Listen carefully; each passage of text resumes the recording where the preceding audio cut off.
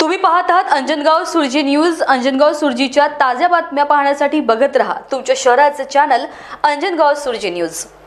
बांगलादेशी व रोहिंग्यांविरोधात किरीट सोमय्या यांनी अंजनगाव सुरजी police station येथे तक्रार केली आहे। अंजनगाव सुरजी तहसील कार्यालयातून बांगलादेशी रोहिंग्यांना बोगस जन्म प्रमाणपत्र देण्याचा भाजप नेते माजी खासदार किरीट सोमय्या यांच्या आरोपावरून संपूर्ण जिल्ह्यात खळबळ उडाली होती।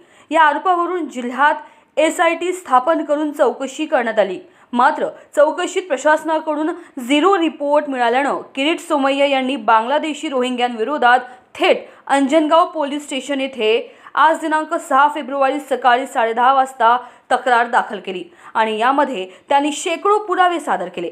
त्यामुळे संपूर्ण प्रशासनात खळबळ उडाली आहे।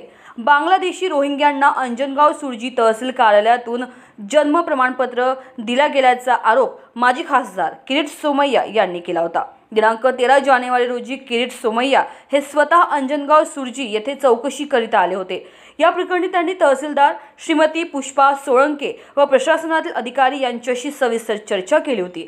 त्यानंतर या प्रकरणाची कसून चौकशी करण्याकरता जिल्हाधिकाऱ्यांनी एक चौकशी समिती गठीत केली होती। तसेच मुख्यमंत्र्यांनी या प्रकरणाची चौकशी SIT कडे दिली होती। या संपूर्ण प्रकरणाची गुप्त चौकशी अधिकाऱ्यांमार्फत करण्यात आली होती। मात्र चौकशी दरम्यान अंजनगाव तालुक्यात बांगलादेशी रोहिंग्या नसल्याचा झिरो रिपोर्ट प्रशासनाकडून मिळाल्याने किरीट सोमय्या यांनी पुराव्यानिशी पोलीस स्टेशन येथे तक्रार दाखल केली।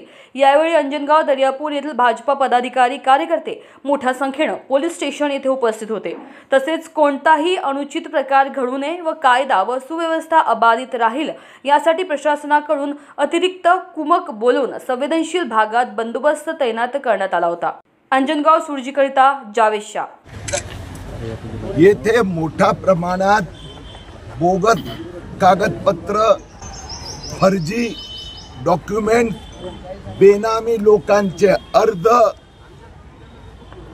इथल्या तहसीलदार कार्यालयाने 1484 पैकी 0 अर्ज फेटाळले। 585 ना सर्टिफिकेट दिले आणि 900 ना देण्याची प्रक्रिया पूर्ण केली। या संबंधी 100 पुरावे मी आज अंजनगाव पोलीस स्टेशन येथे सुपूर्द केले, माझी तक्रार दिली आहे। मला आशा आहे की याच्यावर FIR गुन्हा दाखल होणार। ज्या 100 लोकांनी जे बांगलादेशी आहे, मी पुन्हा एकदा म्हणतो बांगलादेशी आहे, इथला मुस्लिम आहे, त्याच्याकडे जन्म प्रमाणपत्र आहे, इथला हिंदूंकडे आहे, हे बाहेरून आलेले आहेत कारण त्यांच्या सोबत डॉक्युमेंटच नाहीये। आणि असे फर्जी एक उदाहरण देतो। एका उर्दू शाळेत लिव्हिंग सर्टिफिकेट TC जोडलाय। ज्याचं TC जोडलंय ना ते केव्हा देण्यात आलं, तारीख केव्हाची 2023 त्याचं वय किती माहित आहे? 1932 मध्ये जन्म झाला। 1938 मध्ये शाळेत प्रवेश घेतला। 1939 मध्ये शाळा सोडली। त्या व्यक्तीचं स्कूल लिव्हिंग सर्टिफिकेट हे 2023 मध्ये घेण्यात आलं। मला हिंदुस्थानाची कुठली अशी शाळा की ज्याच्याकडे 39 चे रेकॉर्ड आहे, 38 चे रेकॉर्ड आहे, फर्जी लिव्हिंग सर्टिफिकेट देण्यात आलं आहे। शेकडो फर्जी TC देण्यात आलेले आहे, कॉम्प्युटर प्रिंटआउट देण्यात आले आहे। फक्त आधार कार्डाच्या आधारावर जन्म प्रमाणपत्र देण्यात आलं आहे।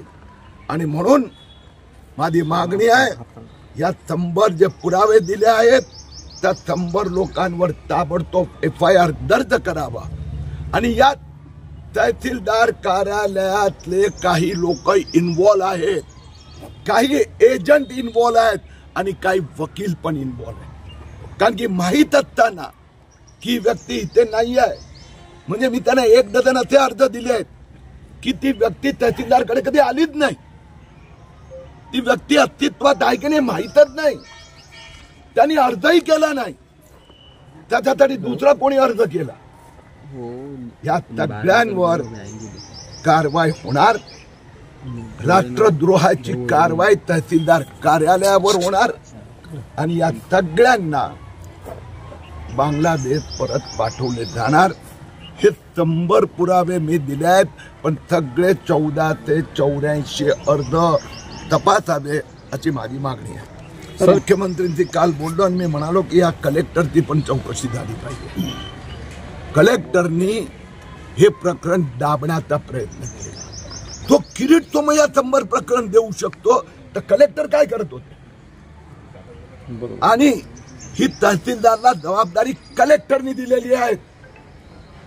आणि असा प्रकार जो एकदम खुल्लेआम देशद्रोह, तर कलेक्टर भले गोड बोलत असणार, पण त्याला पण दाब द्यावं लागणार. त्याला कमिटीने काय केलं आतापर्यंत? काही केलेलं नाही. समितीचे अध्यक्ष कोणी असेल त्यांनी दाब द्यावा लागणार. सर, प्रकरण अचलपूर अमरावती किंवा जिल्ह्यात कुठे कुठे असू शकतं?